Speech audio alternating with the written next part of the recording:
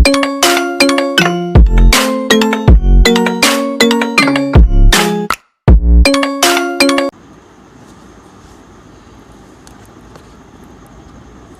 Students, semester 2 students, ये आपके लिए आज एक थ्योरेटिकल पार्ट का क्लास है मेरे लिए।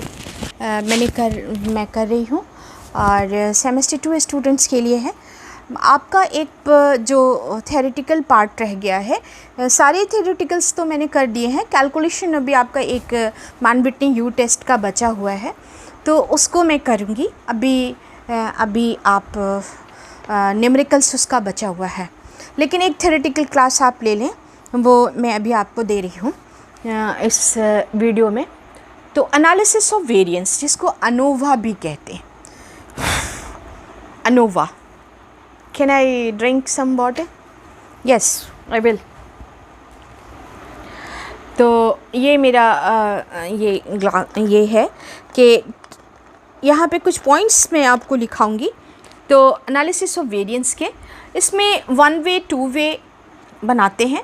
और एक चीज़ मैं आपको बता दूं कि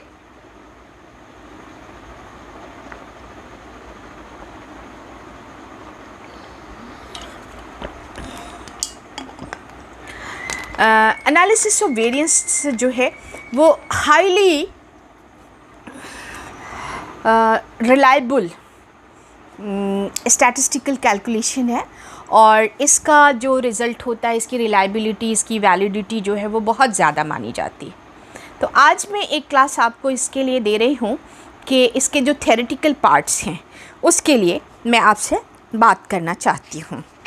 तो एनालिसिस, विश्लेषण, मनोविज्ञान, समाजशास्त्र और शिक्षा के क्षेत्र में शोधकर्ताओं को अक्सर 2 से अधिक प्रतिदर्श की तुलना के तथा अंतर की सार्थकता, कंपैरिजन भी, और डिफरेंस ऑफ मीन की सार्थकता भी 2 से अधिक। अगर 2 ही हैं, 2 मीन है, तो उसके लिए हमको टी है।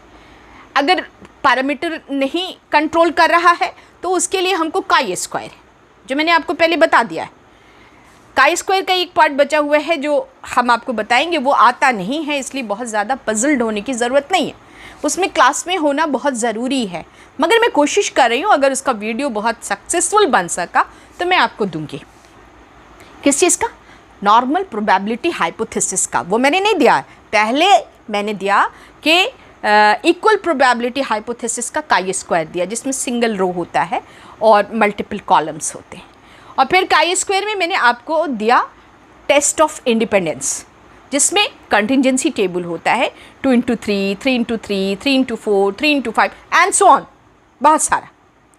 तो एनालिसिस ऑफ वेरिएंस का कंटिंजेंसी टेस्ट ऑफ इंडिपेंडेंस जो है वो कंटिंजेंसी टेबल से बनाते हैं। अनोवा में भी जब 2 से ज़्यादा ग्रुप होते हैं, 2 से ज़्यादा ग्रुप होते हैं, तो वहाँ टी लगाना, टी से डिशेप्ड उसके रिजल्ट्स आ जाते हैं, रिलायबिलिटी उसकी घट जाती, वैलिडिटी भी घट जाती है।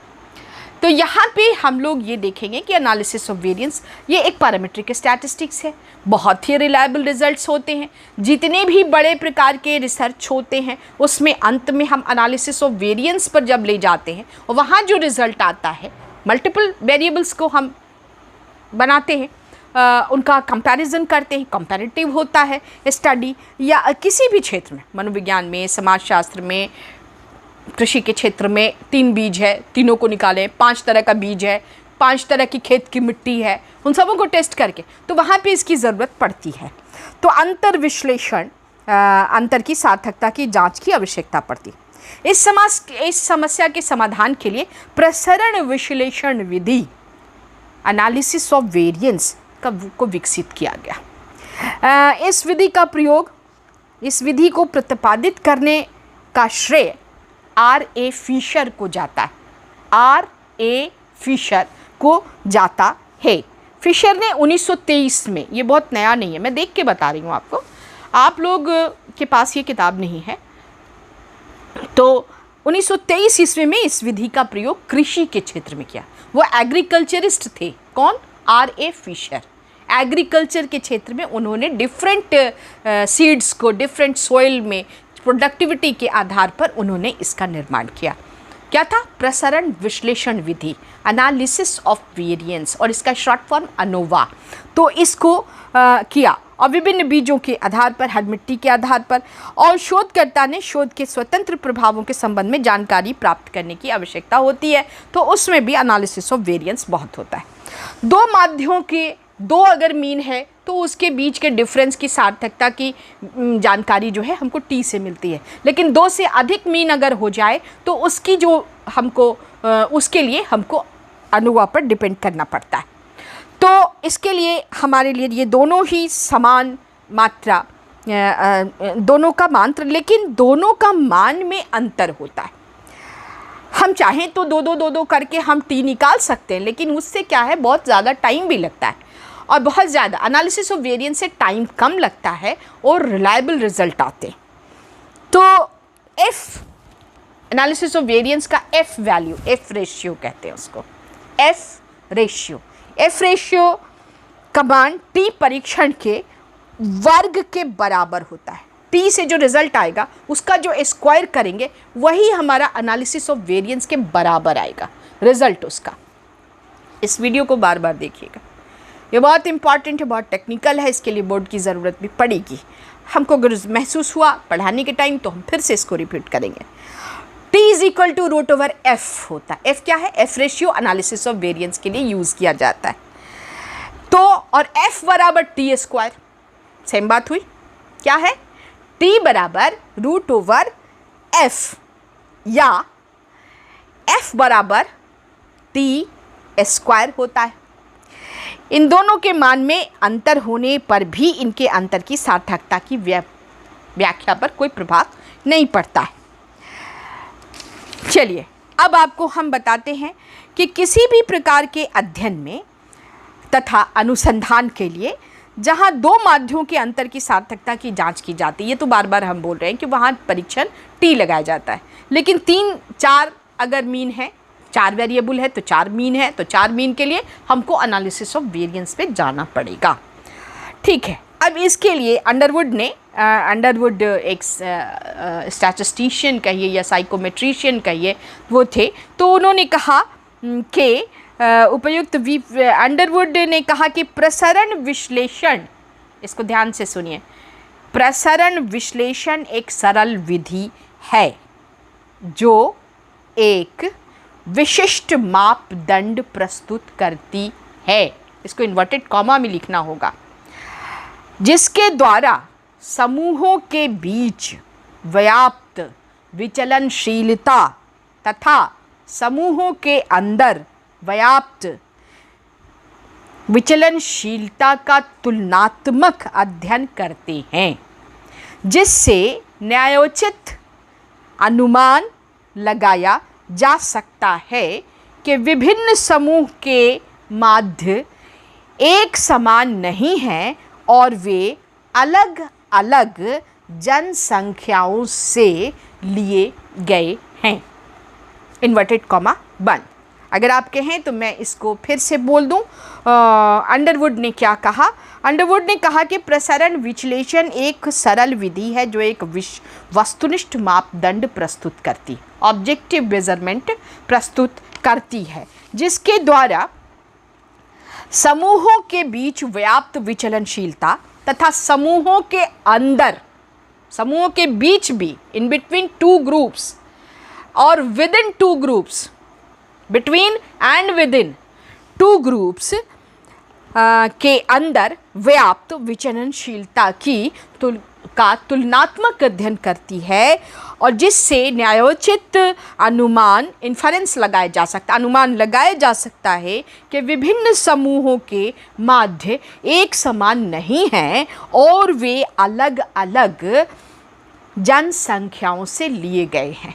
मैंने 2 बार रिपीट किया है, इसको बार बार आप देखिएगा। देखिए वीडियो बहुत लंबा हो जाता है, 9-10 मिनट का होने जा रहा है। अब हमको इसमें डालना है कि इसके जो अजम्पशंस हैं, basic assumptions of analysis of variance, तो हम वहाँ पे पहुँच गए।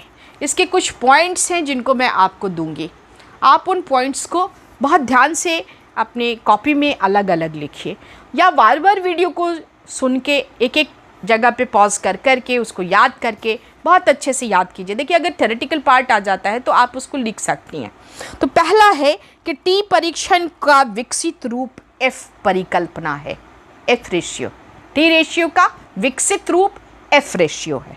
एक, टी परीक्षण के समान एफ रेशियो की भी मान्यता है, ये पैरामीट्रिक स्टैटिस्टिक्स है और दोनों की मान्यता मिलती जुलती है।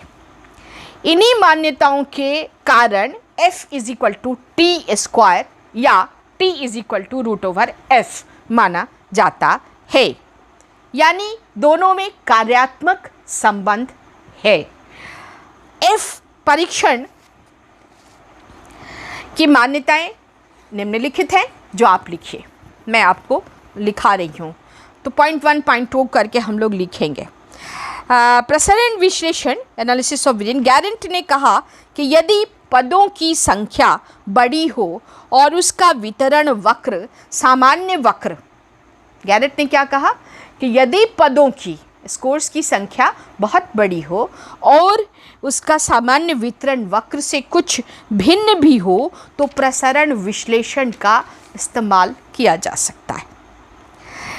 और जिन चरों का प्रसरण विश्लेषण किया जाता है, इसी पॉइंट में, उन चरों का वितरण समग्र और सामान्य रूप से वितरित होना चाहिए। लेकिन गैरेट ने ये माना कि अगर वितरित नहीं भी है, नॉर्मली डिस्ट्रीब्यूटेड नहीं भी है, तो भी हम थोड़ा सा कर्टिसिस या स्क्यूनेस है तो हम उसको उसका हम एनालिसिस ऑफ वेरिएंस उस पर अप्लाई कर सकते हैं।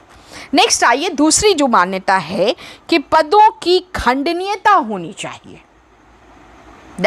खंडनीयता होना चाहिए।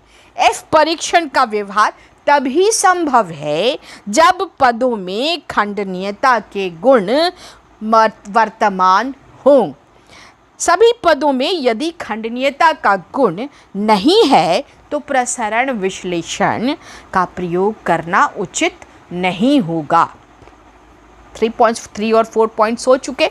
अब लिए तीसरा पॉइंट, उसका नेक्स्ट पॉइंट है कि सभी समूह का स्वतंत्र होना प्रसरण विश्लेषण की मान्यता है ना। यदि समूह एक दूसरे से स्वतंत्र हैं तो एफ परीक्षण की उपयोगिता बढ़ जाती है। यानी समूह अगर एक दूसरे से स्वतंत्र है, अलग अलग है, तो एफ परीक्षण की मान्यता बढ़ जाती है। समूहों के सहसंबंध होने पर डाटा ग्रुप जो है के बीच अंतःक्रिया का प्रभाव पड़ता है, इंटरैक्शन का प्रभाव पड़ जाता है और पदों के माध्यों का वितरण वक्र सामान्य वितरण वक्र से भिन्न हो जाता है इंटरैक्शन के प्रभाव से। तो ऐसी स्थिति में माध्यों के बीच सही अंतर की जानकारी एफ परीक्षण नहीं दे पाता है। इसलिए अगर दो समूह अलग अलग पॉपुलेशन से लिए गए हैं तो वहाँ पर एफ रेशियो का परिकलन बहुत ही अच्छा होता है। अब आइए नेक्स्ट है प्रसरण का में होमोजिनिटी होनी चाहिए, यानी सजातीयता, एक ही जातीयता होना इसकी मान्यता है। ये एफ परीक्षण की परिकल्पना के लिए आवश्यक शर्त है। होमोजेनिटी होनी चाहिए। सभी समूह का प्रसरण लगभग समान होना चाहिए। लगभग प्रसरण यानी वेरिएंस जो है वो बराबर होना चाहिए।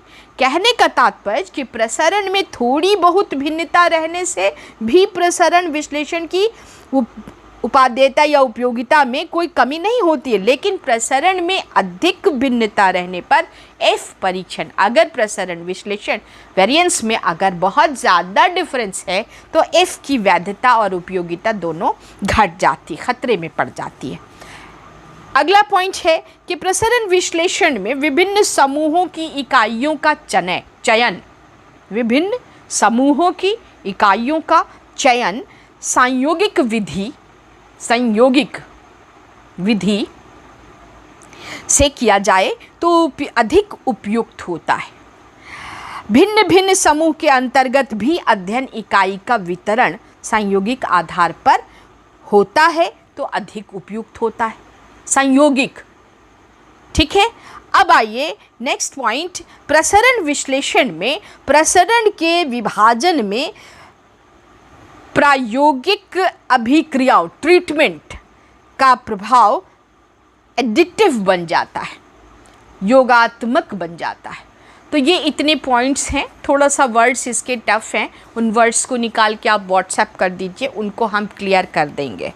तो अब हम लोग next day one way analysis अगले वीडियो में, ये फर्स्ट वीडियो है आपका एनालिसिस ऑफ वेरिएंस। कब इसका जन्म हुआ, किसने किया, 1923 में हुआ, ए.आर. फिशर ने किया, और इसका इस्तेमाल कहाँ कहाँ किया गया। तो इसका जो टी का ही ये विकसित रूप है, टी रेशियो का विकसित रूप एफ रेशियो है। एफ रेशियो कहाँ लगाया जाता है, जब दो से अधिक समूह होते हैं तो वहाँ लगाया जाता है। ये सब इसकी बेसिक सी, और इसका वैल्यू क्या है, एफ रेशियो क्या चीज़ है। तो F is equal to T का होल स्क्वायर, रूट ओवर यानी स्क्वायर, या T is equal to F root over, F is equal to T का स्क्वायर, ये मान लिया जाता है। ये बिल्कुल सिंपल सी बात है। तो ये सारी चीज़ें मैंने आपको इस वीडियो में कर दी हैं, और आप इनको पढ़िए। और इसमें जो मैंने आपको एक गैरेट के बारे में कहा, गैरेट क्या कहते हैं, उसको भी ध्यान दीजिएगा। क्विज़ क्वेश्चंस तो आप लोग बना नहीं रहे हैं, क्योंकि अगर हम जब टेस्ट लेना शुरू करेंगे तो आप लोगों के मार्क्स में 0 कर दूंगी, बिल्कुल, क्योंकि आप नट्टी, आप कुछ भी नहीं बना रहे। चलिए, मैं डांटूंगी भी आपको। अंडरवुड एंड अदर्स ने भी अपनी एक परिभाषा मैंने उसकी आपको लिखाई है, उसको आप थोड़ा ध्यान से पढ़ें। Please do something, it is very, यहाँ पे बहुत मेहनत लग रही है, बहुत हिम्मत करके बैठना पड़ता है, गर्मी में, रोज़े में, सारा चीज़ कर रहे हैं। तो प्लीज़ डू समथिंग कि आपको फ़ायदा हो।